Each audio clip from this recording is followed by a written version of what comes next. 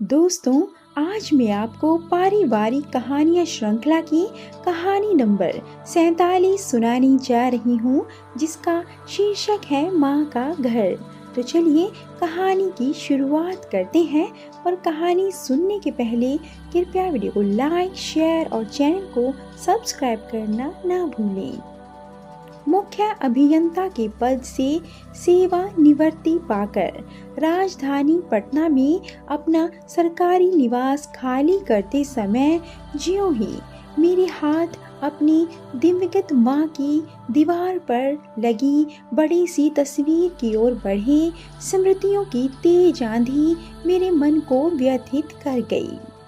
मैं तस्वीर को भावों की तरंगों के साथ उतार कर उस पर लगी धूल को धीरे धीरे पोंछने लगा। फिर मन ही मन बुदबुदाया, माँ, ओ माँ, आज तुम्हारी बहुत याद आ रही है। जानती हो क्यों?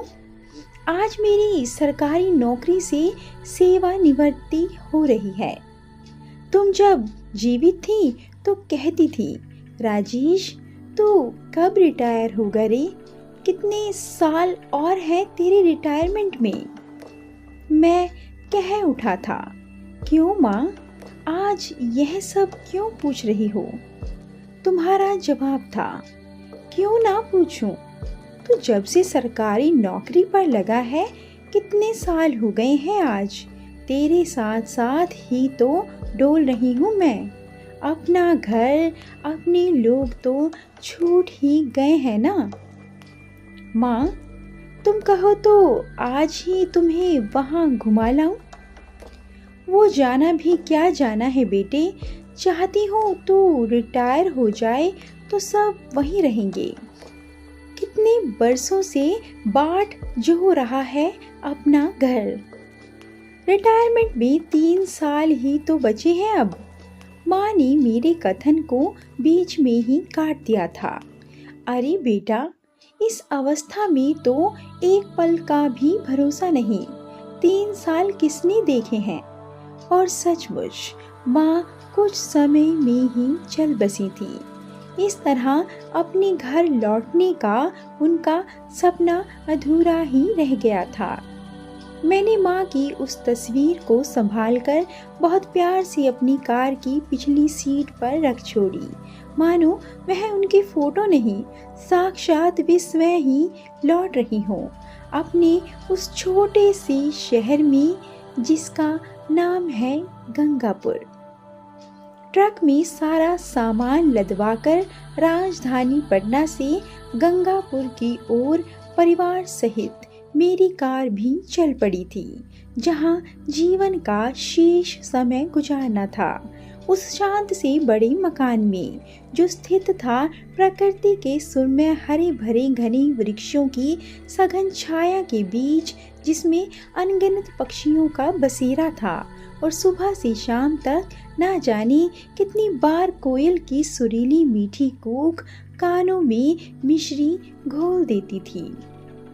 माँ, जो इन पक्षियों और पेड़ों के बीच से निकलकर मेरे मुंह में बंधी पटना की बहुमंजिला वृक्ष विहीन इमारतों के मध्य कैद हो गई थी, इस तड़प के साथ कि जहां अब वे कोयल की कूक से सर्वथा वंचित थी। गंगापुर का मकान, जहां मेरा बचपन बीता था और जो माँ के विवाह पश्चात बरसों तक उनका प्रत्यक्ष गवाह बना था। उस खानदानी सुंदर सी हवेली में वे किसी महारानी की तरह रहती थीं। फिर मेरी बढ़ती लंबाई के साथ ही सब कुछ बदलता चला गया था। बाबूजी के निधन के बाद माँ मेरे बिना और मैं माँ के बिना नहीं रह पाता था। माँ ने मेरे साथ रहने के सुख के लिए उस हवेली की सुख शांति और स्मृतियों का परित्याग कर दिया, जो उन्हें बहुत प्रिय था, लेकिन मेरा साथ शायद उससे भी अधिक। पटना से 70 किलोमीटर दूर 70 मोड़ों को पार करने के बाद घाटी रानी के लिए प्रसिद्ध उस कस्बे नुमा छोटे शहर में मेरी कार जब ट्रक के साथ साथ पहुंची तो हमारे उस मजबूत हवेली नुमा मकान के पड़ोसी ही नहीं बल्कि हवेली की दीवारें भी मुस्कुरा उठी थी। हमारे घर पहुंचने की देर थी कि कोयल का स्वर कानों से टकराकर मन को प्रफुल्लित कर गया था और कोयल की सुरीली स्वर लहरियों के बीच मैंने माँ की कार में पड़ी उस तस्वीर को आहिस्ता और श्रद्धा पूर्वक कार से निकालकर माँ के कमरे की मुख्य दीवार, जहाँ बाबूजी की तस्वीर भी थी, के साथ टंगवा दिया। हालांकि माँ की यादों में लिपटे उन एहसासों की धारा भी आंखों से फूट पड़ी थी, इस कसक के साथ कि काश आज तस्वीर की जगह माँ खुद चलकर यहाँ आई होती। ट्रक में लदा सामान उतरकर अब हवेली के विभिन्न कमरों में सजने लगा और अब मैं माँ के कमरे को अपना स्वाध्याय कक्ष बनाकर उसे संवारने लगा। तभी फिर से कोयल की कूक मेरे कानों से टकराई तो मैं सारा काम छोड़कर बाहर लॉन में आ गया और पेड़ों की झुरमुट में बैठी कोयल को देखने की मेरी जिज्ञासा बलवती हो गई। लेकिन लाख कोशिश करने पर भी वह दिखाई नहीं दी। मैंने पत्नी को पुकारा, सुनीता, कहाँ हो तुम? किचन से बाहर निकलकर जरा इधर तो आओ।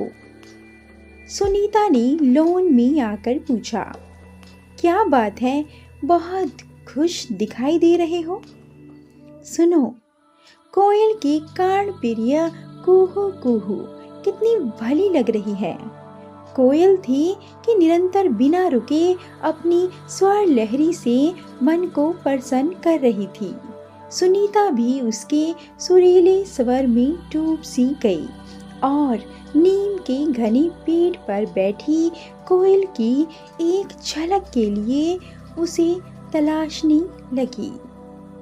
सुनीता की खोजी दृष्टि से कोयल संभवत सहम गई, अतः उसने अपना सुरीला राग बंद कर दिया। हाय, कितनी मीठी आवाज है ना कोयल की। सुनीता एक चेयर खिसकाकर वहीं बैठ गई और मुझे भी वहीं बैठने का संकेत किया।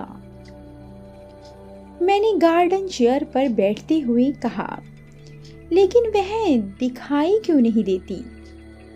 शर्मीली कहीं की, इस तरह छिपकर बैठी है जैसी हमसे इसका कोई वास्ता ही नहीं।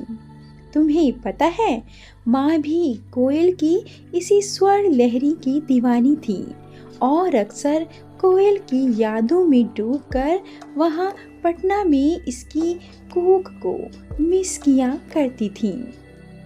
सचमुच कितने रमणीक वातावरण में है ना अपना घर। इतने घने पेड़ों की सरसराहट मन को मोह लेती है और उस पर कोयल की यह कूक, जीने का आनंद इस घर में बहुगुणित हो जाता है। वहाँ पटना में इतना शांत वातावरण कहाँ?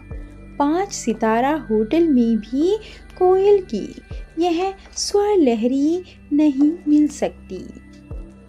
सेवानिवृत्ति के बाद अब आराम के, फुर्सत के और अपने स्वास्थ्य की अतिरिक्त देखभाल के दिन आरंभ हो गए थे।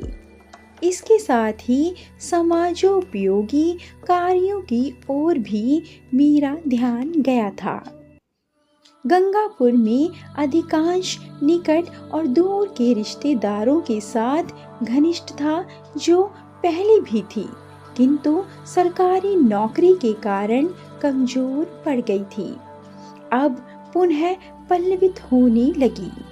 क्योंकि अधिकतर सगे संबंधी गंगापुर में ही रहते थे, उन सभी अपने लोगों का घर आना आरंभ होने लगा।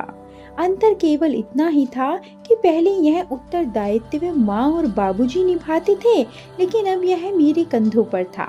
माँ बाबूजी की पीढ़ी के लोग या तो स्वर्ग सिधार गए थे या फिर वे अपने जीवन के अंतिम चरण में थे। रिश्तेदारों में कुछ तो अत्यधिक संपन्न थे, वे उच्च पदों पर कार्यरत भी। अधिकांश सामान्य तो कुछ गरीबी रेखा से नीचे भी थे। मैं दृढ़ संकल्पित था कि ऐसे असहाय लोगों के जीवन स्तर को ऊंचा उठाने में उनका सहायक बनूं। माँ भी अपने जीवन काल में ऐसे लोगों की जब तब आर्थिक मदद कर दिया करती थी।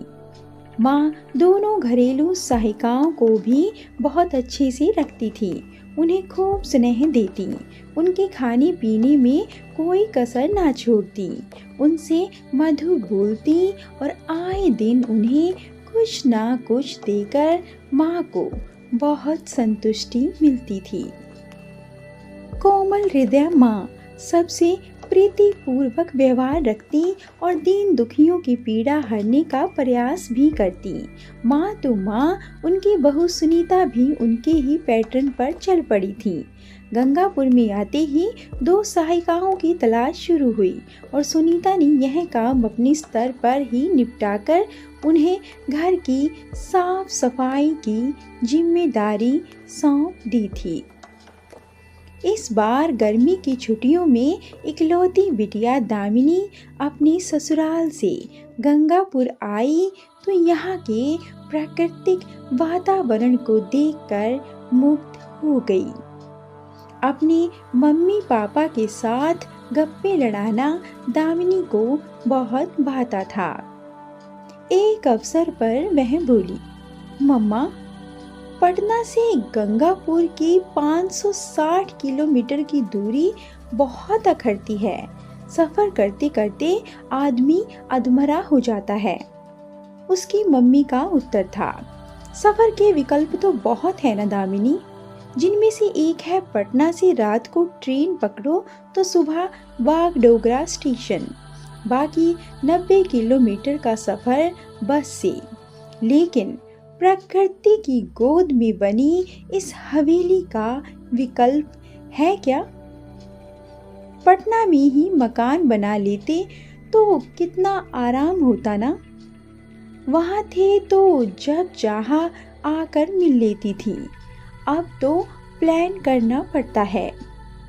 सुनीता फिर बोली, बेटे, तेरी दादी यह घर छोड़ने के बाद इस घर में और अपने लोगों के बीच लौटने की बाट जोहते जोहते स्वर्ग सिधार गई। तेरे पापा और मुझे भी सेवा काल के 35 वर्षों के बाद यहाँ रहने का सुख मिला है। और एक बात बताओ, तेरे पापा बड़े पद पर पहुँचने के बाद भी क्या ऐसा मकान पटना में बना सकते थे क्या? यह बात तो है मम्मा। खैर, मैं बहुत खुश हूँ कि गंगापुर में आकर बहुत सुकून मिलता है। दामिनी के कथन पर मैंने एक बात जोड़ी, दामिनी बेटे, पटना से बागडोगरा हवाई सफर का विकल्प भी तो है ना? दैट्स राइट पापा, दामिनी ने चहकते हुए कहा। मैंने गंभीरता से एक बात और कही, आदमी सर्विस में शिखर पर पहुंचकर यदि अपनी जड़ों को ही भूल जाए तो इसे मैं उचित नहीं मानता बेटी। हमारा यह कर्तव्य भी तो बनता है ना कि हम सेवानिवृत्ति के बाद अपने मूल स्थान पर लौटकर जो जिंदगी भर कमाया उसका एक भाग मातृभूमि का ऋण चुकाकर अदा करें, साथ ही अपने लोगों के जीवन स्तर को सुधारने पर भी खर्च करें जिनको आज हमारी ज़रूरत है।